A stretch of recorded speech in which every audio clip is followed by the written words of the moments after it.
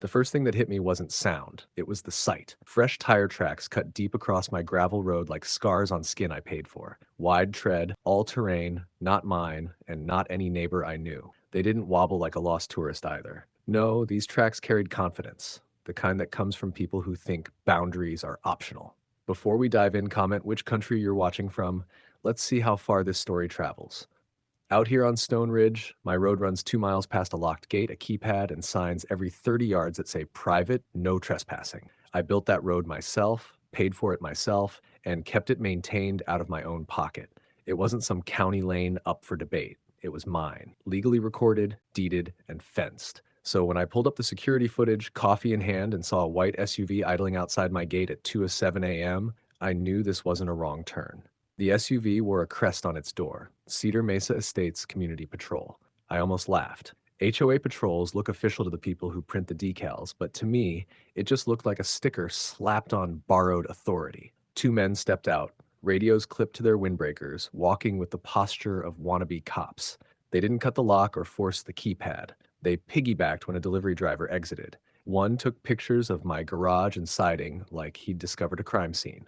The other rolled out a measuring wheel, checking distances between my gate and the road like they were about to cite me for failing slope compliance. When my mic caught him muttering non-compliant gradient, I barked a laugh. That's when I froze their faces and saved every angle. But I wasn't stupid. I didn't storm down there. I'd worn a badge in a past life. I knew better than to let anger lead. Instead, I drove into town and sat down with Sheriff Dalton Reyes, a man who runs Oyo County like his kitchen. Clean counters, no clutter. He leaned over the footage, frowned, and said, "Reed, those aren't my people, and they sure aren't any flavor of law." He filed the incident, logged the evidence, and thanked me for bringing it in instead of trying to solve it myself. His advice was clear: document, prepare, and let the law work. So I did. By the time I got home, I'd installed a new infrared sensor on the driveway and doubled up my signage with steel plates instead of plastic. At dusk, I locked the gate manually and checked every post along the fence. 2 nights later, the same white SUV circled back like a coyote. Slow roll, lights off, hovering just outside the reach of my floodlights. They wanted me to feel watched. What they didn't know was that I was watching them harder. The morning after their slow roll, I found something zip-tied to my gate. A letter, neatly typed on embossed paper, dripping with fake authority. Mr. Carter, Cedar Mesa Estates has received concerns regarding the safety and compliance of Stone Ridge Private Drive, frequent use by community visitors, extended observation. Inspections and modifications will commence within 30 days. Ensure unrestricted access. I read it twice, not because I didn't understand, but because I had to appreciate the audacity. They were trying to baptize trespass with polite stationery. I scanned the letter and sent it to my attorney, Tess Morgan. 10 minutes later, she called with her voice sharp as cut glass. "Reed, they're out of their minds. That's your recorded parcel, not in their overlay district. They step one shoe over your line again. I'll turn them into a case study." By the afternoon, Tess drafted a cease and desist citing state criminal trespass, county access codes, and even 18 U.S. Code 9112, impersonating a federal officer for good measure. I printed it on neon paper and stapled it to my gate like a sermon. 2 days later, another letter arrived, this one from something called the Community Safety Committee. It was angrier, written in bold font and signed by Paula Granger, Cedar Mesa's president. She declared a mandatory inspection, authorized by herself 3 times. I stapled Tessa's reply to the keypad in extra large print. Any unauthorized entry onto Mr. Carter's private property will be referred to the Oyo County Sheriff. If you're enjoying this HOA story so far, like and subscribe because the story is only going to get better. They didn't take the hint. A tripod camera appeared across the property line, aimed straight at my driveway, like they were filming a documentary titled How to Lose a Lawsuit in 10 Days. So I got creative. I set out 2 cones and a laminated sign inside my fence. Engineering survey in progress. Joint initiative, county and HOA, do not disturb. There were no workers, no trucks, just bait, rigged with a gravel sensor that pinged my phone the second a foot crossed the line. It didn't take long. That afternoon, the patrol SUV eased up. Clipboard Kid crouched to photograph the cones. His partner, aviators, all swagger, stepped inside my fence to scan the QR code I'd attached. He probably thought he'd found proof. Instead, the code opened the county's property registry with one simple truth: my parcel, my deed, my rights. My phone buzzed as the sensor logged their faces, GPS, and timestamp. That night, I poured a 2-finger whiskey and watched the footage like it was a campfire. Proof has a way of making sleep easy. The next day, Buck Harper, the hay hauler who's been delivering to me for years, called tight-voiced.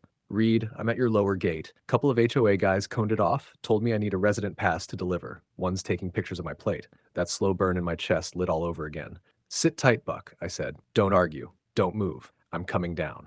The drive down the hill was short, but my pulse stretched every second. Buck's rig sat idling, my gate blocked by two men in reflective vests. Their white SUV was parked sideways across the entrance like a TV checkpoint. Clipboard Kid raised his hand as if he was traffic control for heaven itself. Sir, he said, voice stiff, this is a temporary safety inspection. You're advised to wait. I pointed at the ground under his boots. That line you're standing on is the law. Behind it are my deed lines. That truck is here on lawful business, and you two are trespassing, obstruction, impersonating authority. Which part of Stone Ridge Private Drive is in your district? Aviator shifted his weight, eyes darting. Clipboard wouldn't meet my stare. Dust tells the truth, and they knew it. I handed them a printed county parcel map. They didn't read it, they just absorbed their mistake. Finally, kicked their own cones aside and backed the SUV down the road. Buck rolled through, raising a hand. Want me to nudge them next time? Tempting, I said, but let's try the law first. That night, I clipped the footage into a neat package and, against my better judgment, posted it online. Title: HOA sets up fake roadblock on private property. By sundown, it had more views than I expected. Even a deputy friend texted me, "You're a patient man." Patience ran thin the next morning. A gray sedan parked near my south fence. A man in a county windbreaker started measuring my shoulder with a tape wheel. Up close, the costume fell apart. Fresh boots, crooked patch, laminated badge that looked like it came from Office Depot. Morning, I said. Looking for something? County infrastructure inspection, he claimed. Reports of non-compliance slope. I put Sheriff Rise on speaker. Dalton, you got a marsh doing inspections today? Dalton chuckled. Nope. Want me to send someone real? The man decided running was better than explaining. Tess traced the plate later. Registered to Paul Granger, Paula's husband. It wasn't incompetence anymore. It was a plan. The following Friday, Paula escalated to theater.